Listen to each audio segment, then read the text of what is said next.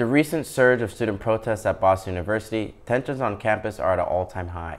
The First Amendment of the U.S. Constitution guarantees individuals the right to peaceful assembly and the freedom of expression. At BU, demonstrations such as 3-hour sit-ins by the Students for Justice in Palestine at the Thai Performance Center and a boycott in Killichan Honors College, classes by students dissatisfied by the director's comments on the Israel-Hamas war, show that students feel empowered to exercise their right to protest. Within these protests, many students have faced penalty for speaking out on the issue. Universities, which must meet both donor and student needs, have been challenged with balancing freedom of expression with benefactor appeasement. According to CBS News Boston, several students at the Massachusetts Institute of Technology were suspended on November 9th for refusing to suspend their protest in accordance with the university guidelines. At Brandeis University, 7 students were arrested on November 10th at pro-Palestine rally after student complaints of harassment, which led to violent response from police. What specifically about college campus environments makes them a flashpoint for protests and political demonstrations? Should school affiliation impact the beliefs students hold or choose to speak out on?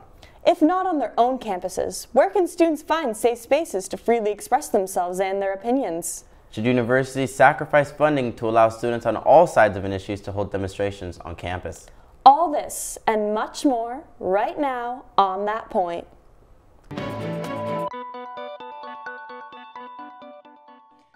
Good evening and welcome to On That Point. I'm Tyler Johnson. And I'm Sara Creato.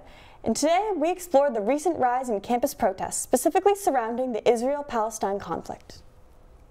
With the ongoing Israel-Hamas war, students supporting both sides have demonstrated support through protests, memorials, letters, and more. One of these groups, BU Students for Israel, has organized memorial demonstrations in Marsh Plaza, conversations with prominent diplomatic figures, and even participated in the Washington, D.C. March for Israel. To learn more about the club's motivations and efforts, Tyler sat down with BUSI President Yoni Manor. Thanks, Sarah. Thank you for joining me today, Yoni. So you're the president of BU Students for Israel. Can you tell me a little bit more about that, like how you got started? What's it like? Tell me a little bit more. Yeah, so I joined the club as a freshman.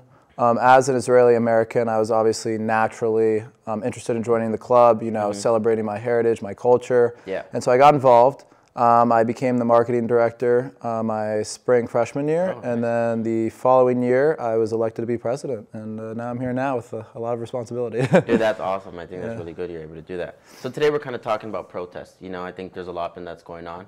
So next question to have for you, like, with everything going on, what way would you say protests, like what role do they serve a little bit? That's a great question. I think what we've seen on college campuses is two very different stories in terms of protests.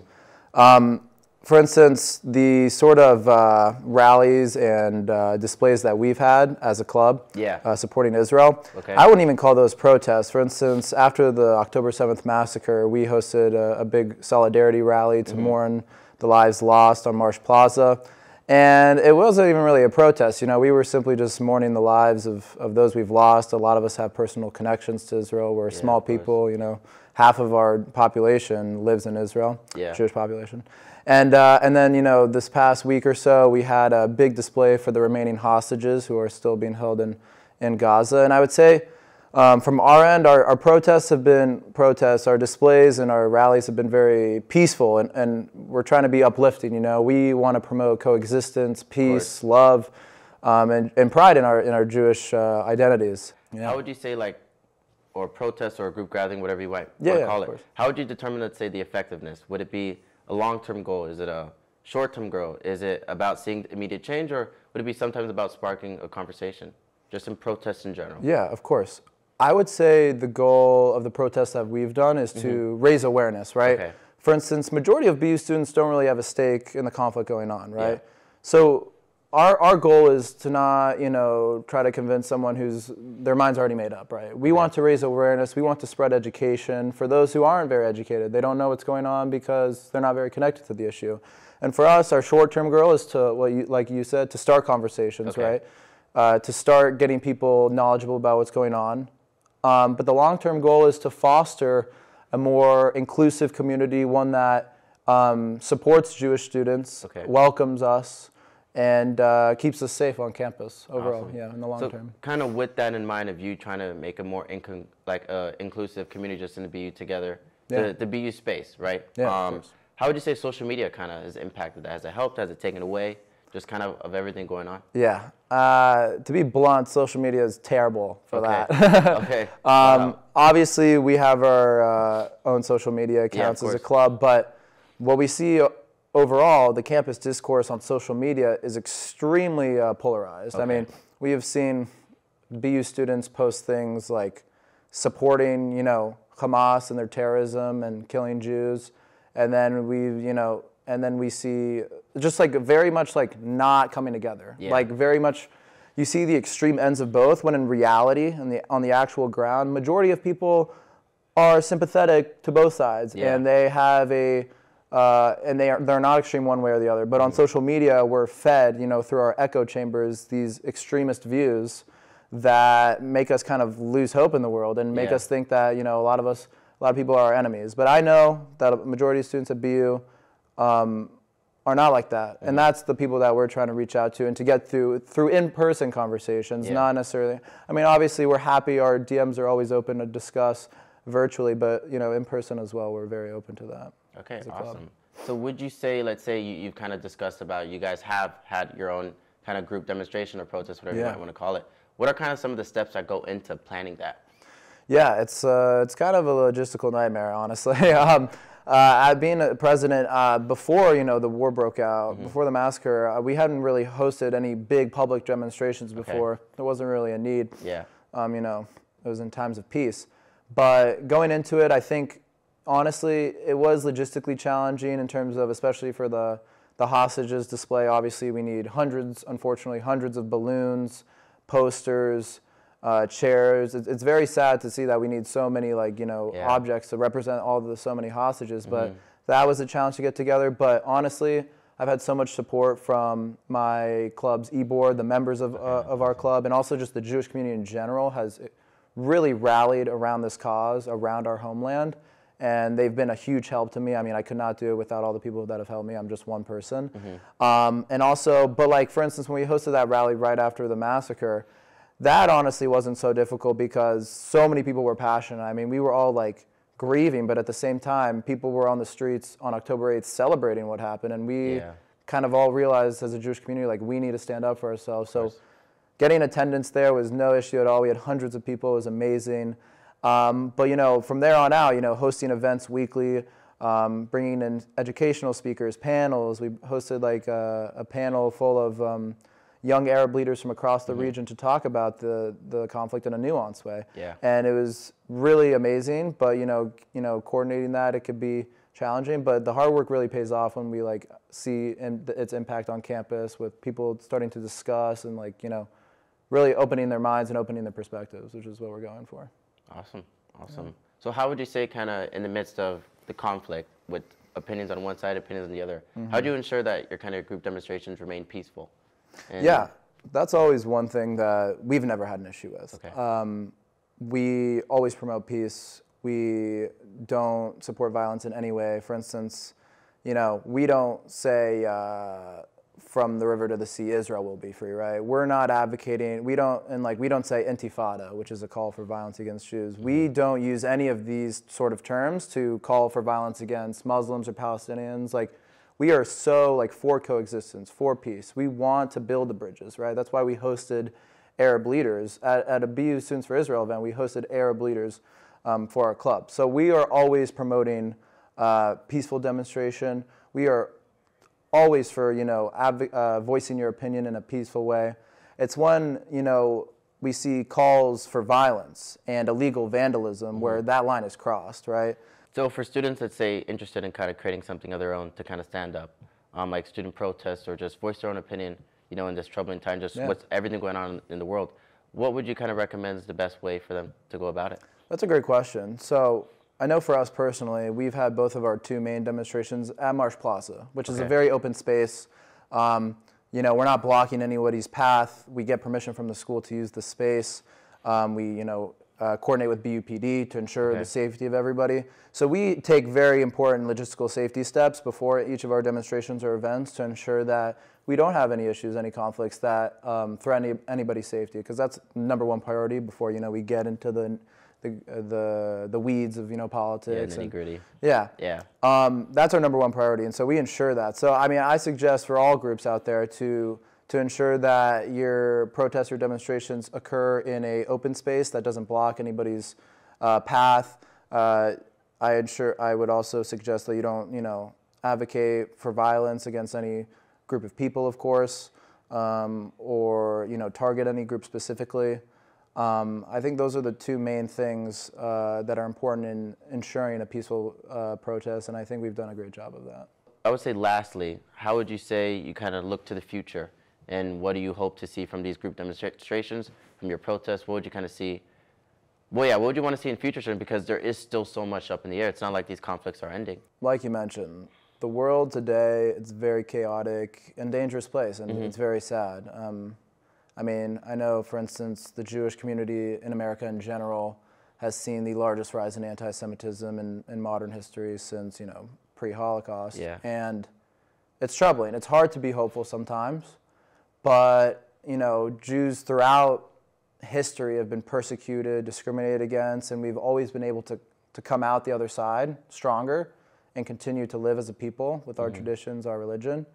And, long term, I hope to see that continue on. And I hope to see, student groups of all spaces be able to peacefully voice their opinions and demonstrate without, threatening or threatening other groups of students or, committing illegal acts. I hope to just see a more peaceful environment on campus for all students, but specifically, Jewish students, and welcoming us into the space, because, there are a lot of Jews at BU. I think there's a little over 20% of the undergraduate population. So it's a big portion of the school, and I hope to see, the BU administration and just BU students come together to sort of, support Jewish students and welcome them. You don't have to agree on every political issue, but to sort of, just create a more welcoming environment while also, of course, voicing our opinions, because this is an intellectual space, right? That's what university is for. That's so important. But just making sure that everyone feels safe while doing it is kind of what I want to see long term, and that's what I hope for. Well, Yoni, thank you so much for taking the time to talk today. Thank you, Tyler. Appreciate it. All right. While student demonstrations have become especially popular over the past few years, from BU Students for Israel to Black Lives Matter rallies to March for Our Lives walkouts, they are not a new phenomenon. We go now to Ellen Dong for the history of student protests. Thank you, Tyler. Though recent student protests regarding the Israel-Palestine conflict have been widespread across campus today, student protests have had a long history both in the U.S. and at Boston University specifically.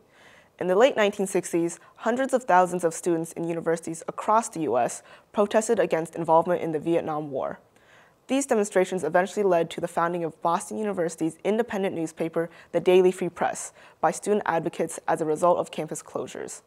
In the years that followed, BU students frequently challenged both university policy and national events on issues such as tuition hikes and the deposition of the 1972 Shah of Iran.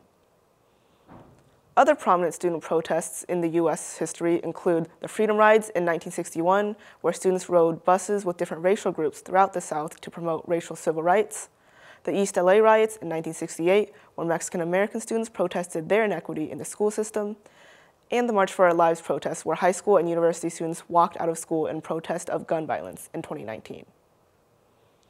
In recent years, student activism has surged, with notable instances at Boston University. In 2019, BU students and faculty participated in a climate strike protest, marching into downtown Boston to advocate towards action on climate change.